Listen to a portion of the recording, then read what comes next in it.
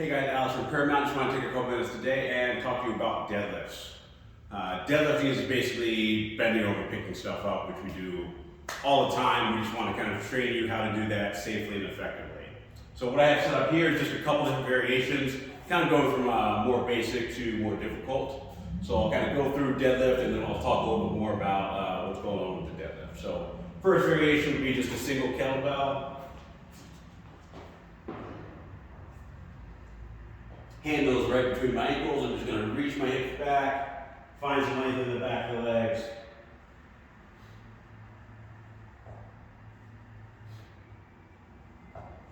We'll kind of call that version 1. Version 2, I would go 2 kettlebells. Handles again are right next to the ankles.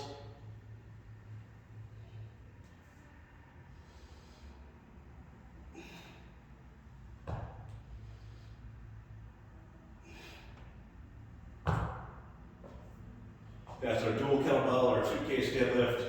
Next up, we're going to go to the trap bar. The center of this bar, again, this bar kind of doesn't go all the way through, but the center of the bar should be lined up with the ankles. Everything else is the same. Reaching the hips back. Neutral pelvis, neutral head position.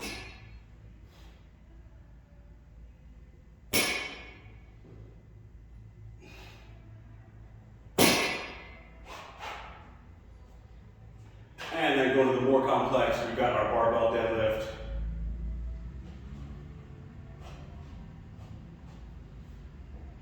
Barbell goes right over the middle of your foot, so right over the arch, that's your center of gravity.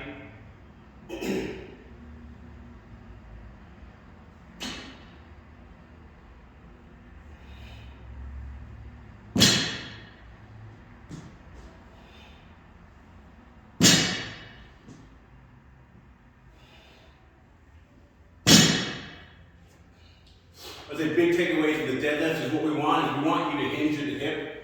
So you want your hips to move before your knees. With a squat, we're sitting straight down and the knees are moving out.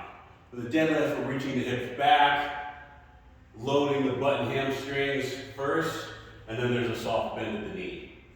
Most important thing is that you kind of keep your waist neutral, and as you're bending over and as you're hinging, we don't get a ton of movement in your mid and low back. Either arched, Beyonce as we say, or super duper tucked, which is the more rounded.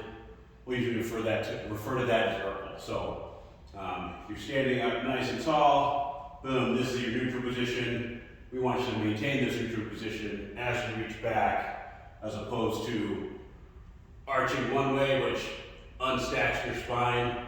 That's inefficient and not the greatest health-wise. Or unstacking your spine the other way, which would be super duper rounded, again, inefficient and not the greatest health-wise for your spine. Those would be the big takeaways. Other things to think about: head position. You want your chin lined up with your chest. So it's almost like they're moving together as you're reaching back, as opposed to hanging out here with your chin way up. So pretend there's a brace between your chin and your chest, where it's set up here. If you want to, you can always kind of find one spot with your eyes. If you need a focal point, that's totally fine. But we don't want a ton of movement back and forth with the head. Other things to think about: everybody's kind of length is a little bit different and has different, size limbs. So don't ever feel self-conscious about either elevating these plates up on the blocks, or if you're using kettlebells, elevating those up on the blocks, or on some 5-pound plates just to add a little bit of height. Everybody has a different range of motion and a different ability. The biggest thing is just make sure you're being safe, you got good form. You should not get any low back pain during your deadlift or after your deadlift. I would say that is paramount. You might find some glutes, some hamstrings, some upper back, some mid back, some abs. The big thing is you don't want low back tightness during or after the deadlift. If so, that might indicate we need a different variation, or something in the hips might be too tight and you kind of need to reassess the movement.